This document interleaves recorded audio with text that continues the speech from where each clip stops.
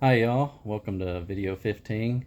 Gonna be back under the car, and this time I'm gonna be working on the air shocks, doing an oil change, and possibly, if I have enough time, go ahead and get the plug wires changed on it.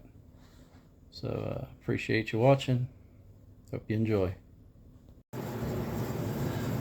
Well, there is one wire, that red one there, that I don't have a wire loom on yet, and that's the wire that goes to the fuel sending unit. So it runs all the way underneath the car, all the way to the back.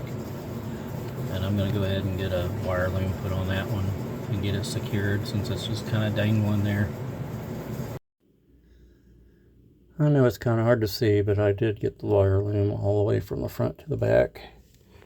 And it goes all along, all the way up.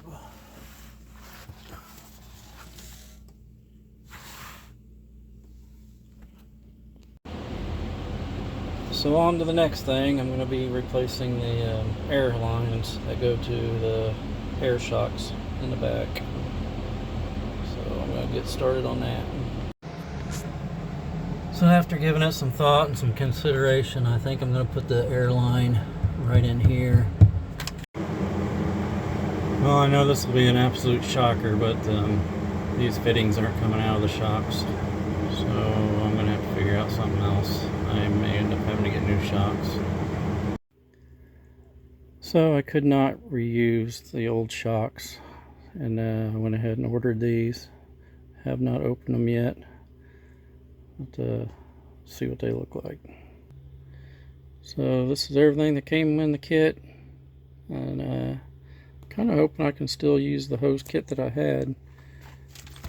It does look like it's got the, might possibly have the right fittings. Guess I'll find out.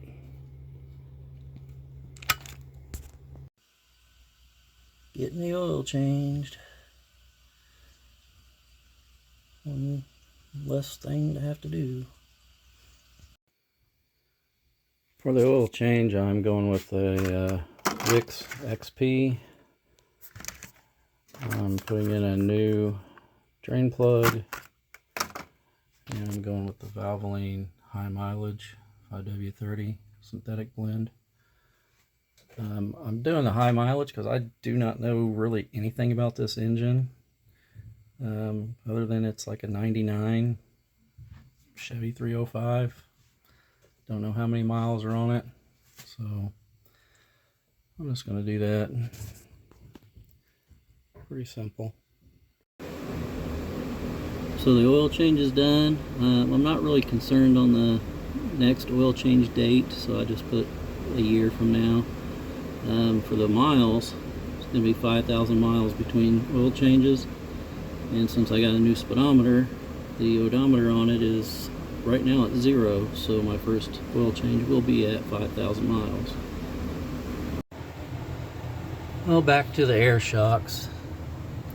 I had put this in. This is part of the airline kit that I bought, and unfortunately it's not going to work on these shocks, and I looked all over the place for a nice airline kit to work for shocks, or shocks that would work for this airline kit, and I couldn't find anything. So the shocks that I got did come with airlines, so I'm just going to use what it came with.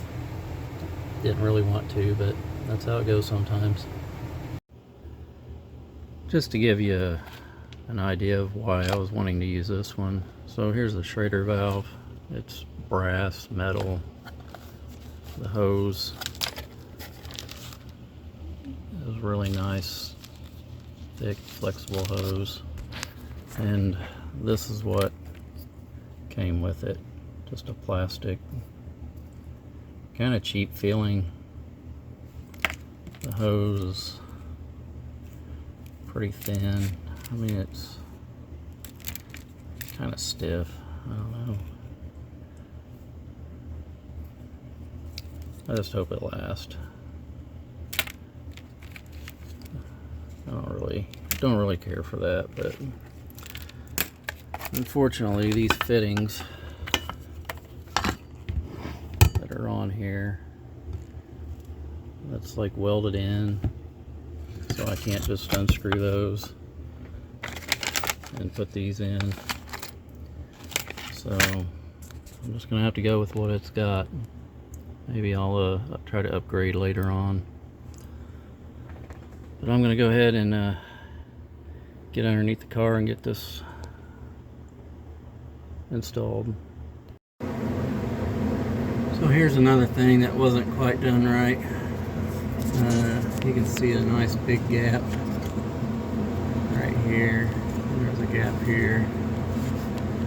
That shouldn't be like that. So I bought some case hardened washers I'll be putting in between there just to kind of fill that gap up.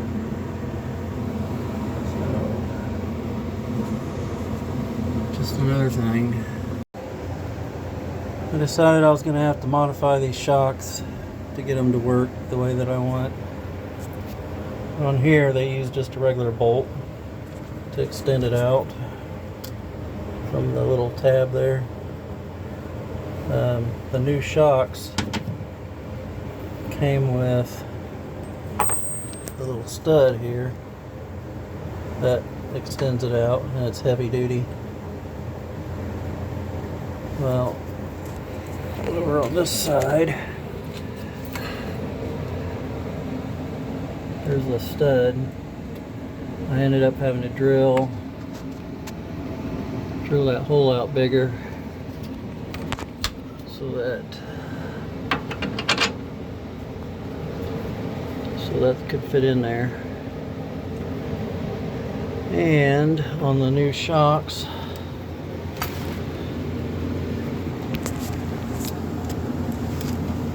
I want them to be oriented the same way, which means the big end up at the top. Well, the only way this little stud thing fits is in the top one. So it fits that one fine. But the bottom one,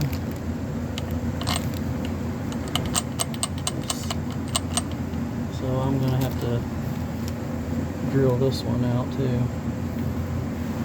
But I already did it on the other one, so I know it can be done. So the shocks are installed. There's the driver's side.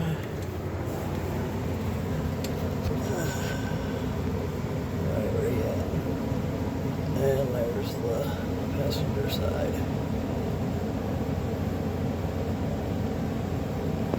Now all I gotta do is plumb the air lines and fill it up with some air and see how it does.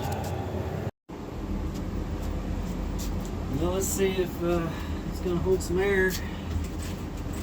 So before I put these shocks on and new air lines, it would only go up, I don't know, maybe a quarter of an inch, if that, and it just losing air. Let's see what we got.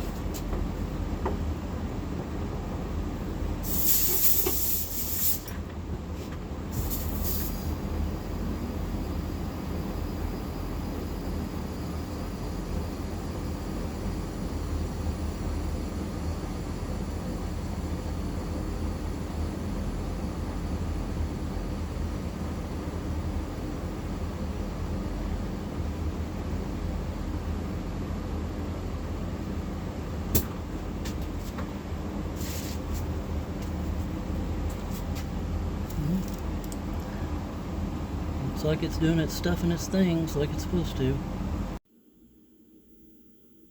So the next thing I'm going to be doing on this is changing out these spark plug wires.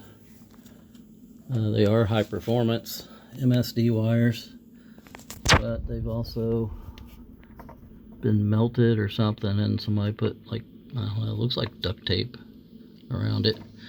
So I'm going to replace all these.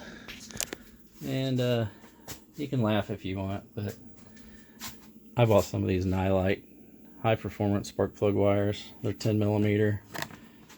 I also bought some wire separators and some boot protectors. Now, I've had good luck with the Nylite switches and lights and other things. I've used quite a few of them actually, and they work pretty good. So I mean, if these are as good as they say they are, then shouldn't have any problems. If I do have problems, no big deal, I'll switch them out with something else, but price was right, so I'll get these on now. Alright guys, the new wires are on, little boot protectors are on, got the wire separators all done, so I can head to the board. Alright, over here at the board I get to mark off oil change, the new air shocks, and plug wires. Thanks for watching.